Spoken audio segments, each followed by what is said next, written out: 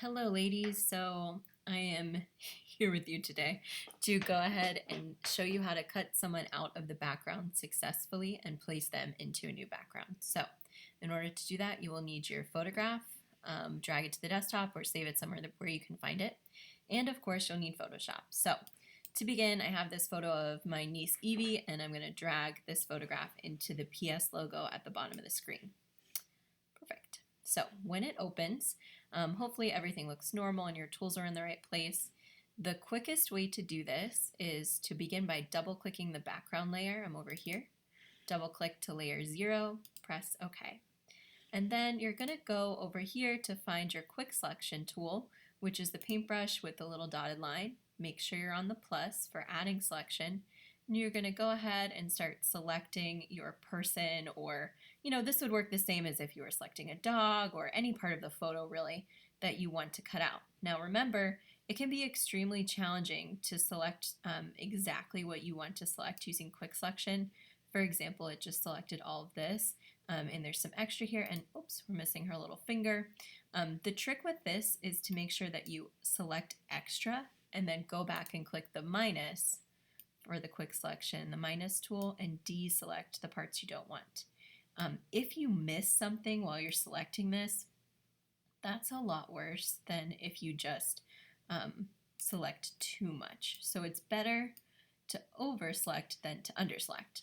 Now we are going to do something, I'm gonna grab her little tail. So you can see there's a lot of jagged edges that we don't want. We're gonna do a little bit of a fancier selection. This is called the quick mask mode. So when you click on that, it'll probably be red. If yours is not red and it's something really weird and hard to see, you can double click it and change your color by double clicking it to a red or any color you want. Red's the easiest one to see because it's the least likely to be in your photos, but occasionally you'll have a red photo. So anyway, you press OK. So we're going to go back into quick mask mode, and you'll see that everything that is not selected is red. So we want to paint on our selection. We're still in the quick selection, but we want to go to the regular paintbrush. And right now, if you can see, my my paintbrush is a little like very tiny. So I'm going to go up here and I'm going to change the size up. That's a good size. And my hardness, I probably want it at 100, because if you put it really low, you'll get fluffy edges. You don't really want fluffy edges for this. So, all right, oops. So if I am on white, that is going to add selection. That's going to add selection. And if I switch it with the tiny arrow to black, that's going to paint away selection or deselect. So in order to do this, I need to zoom in really quick. So on the keyboard, go ahead and press Command plus to zoom in, and Command minus would zoom out, right? Command plus. And now a cheating way to move around is to hold the space bar, and you'll get this little hand if you click the space bar, and hold it and left click and drag it around. It's easier.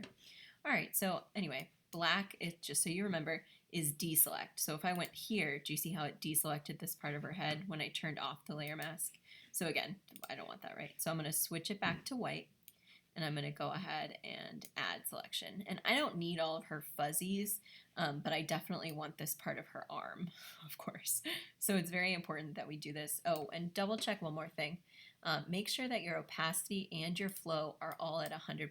If they're not, what's going to happen is that you're going to be only partially selecting and partially erasing, which is going to confuse the heck out of this. So you really want to make sure you're at 100% for both of those things. And then you'll just kind of go slow. Like, it is really hard to get it exactly right. I'm going to try a little softer of a brush, like a 80% hardness. Whoops, wrong thing. Command Z is for undo, or you can go over to here to your history panel and undo it and redo as many times as you'd like. All right, so I'm going to do this until I got this perfect. I'm not going to take the time to do that with you now because it is going to take a while to get all of these edges perfect, but I want you to go with me and pretend that we got this as perfect as we can. What you're going to do then is go out, go all the way out. And again, this is not good. We need to go in there and get all those edges just as perfect as we can, but we're going to pretend, okay? So you're going to exit quick mask mode by clicking on it again, and now you can see our selection is right where the edges of our quick mask mode were. So you can see It's exactly the same mistakes and the same successes. And then you're going to go up here and you are going to go back to the quick selection tool, which is right here. And you're going to click this button called Refine Edge. Now, when you click Refine Edge, it makes the background disappear. The background's not really gone, it's just temporarily gone. So it's showing you like what you're selecting. To refine the edge, basically what that means is it's refining the edge of your selection. So you can try a couple of different things. You can start by trying Smart Radius. That for me has never worked, but you could try it. You can also move the radius in. Now I'm going to show you, there's different ways to do it. Do you see when I started moving that, it changes the edges of things? So start changing your radius. Yeah, like that moves it out too much. Now there's too much extra back there, right? So you want to get it just right, just to where it feels like would kind of work. You can try smooth feather and shifting edge in contrast. Shifting is to pull it in a little. Smoothing might help, but sometimes, feathering kind of looks crazy. Yeah, so be careful. But it's not bad there, that's not bad. So the thing about this is you want it to be subtle. You just do a little bit of everything and you should be all right. If you do too much of anything, it'll start to cut off different parts of her body, like her hand and issues like that. And that's obviously really problematic. Yeah, makes sense, right? As to why that would be. Yikes daisies, not good. Let's try down here. So I'm going to say like I would have cut these out much better down here, but for the top of her head, that's not bad because I can always go in and erase later. So I'm going to output to selection and I'm going to press OK. There we go. So now I have a very specific selection. And what I can do now is I have this little girl selected pretty perfectly, except, of the problems in the bottom. So I can go ahead and grab another background. Now remember, I can put her anywhere I want. I can put her on another photograph that I have, which would be great because it would be a high resolution file. Let's see. I'm picking someone's folder. Okay, so we're going to put her in this photo with this dog. Okay, thank you, Liza. So we're going to go ahead and drag the dog to the PS logo at the bottom of the screen. And it's going to open the new picture in this frame. Now the trick with putting something in here is the lighting needs to be similar. You can tell this is kind of an overcast day. I definitely amped up the saturation, but it's kind of overcast. This is also kind of overcast. She has more shadows, but we'll see how it goes. So I have the little girl selected. I'm going to do Edit, Copy. I'm going to go over here. I'm going to do Edit, Paste. So when you paste her, she is the same size as before, right? So she's kind of tiny, little miniature Edie.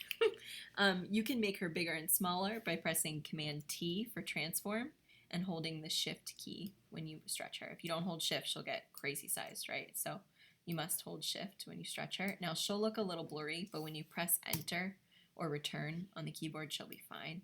And again, she's on her own layer. So you can see over here, she's layer 1. So you can go to Image, Adjustments, and change any of these things, and it will only affect Evie, the little girl right now. So we could try levels to give her more contrast by bringing the darks up, right? Now, she's a redhead, so she's going to look a little... Yeah, there we go. That's kind of nice. Because you'd want her to match. Now, also, I would definitely have to play with her moving around to fit her a little more, and the scale of her and the dog is still off. I didn't change any of these things, but you can sort of get the idea of what could be interesting. I could also go over, take my eraser, put it on medium hard, and a little smaller. And if there's anywhere on Evie where she still has some mistakes, I can go ahead and just like brush only her layer.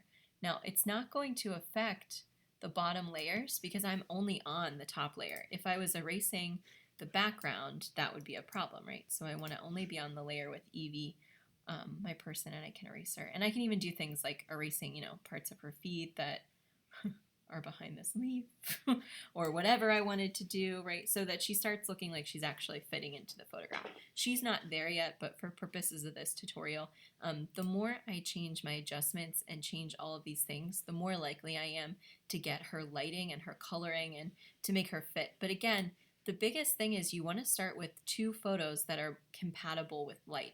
The light's from above in both of these, and it's also just generally a medium cloudy day. So if I was trying to put her in the Bahamas in bright sun, she wouldn't work, right? You gotta make it work the best you can. All right, that's all, girls.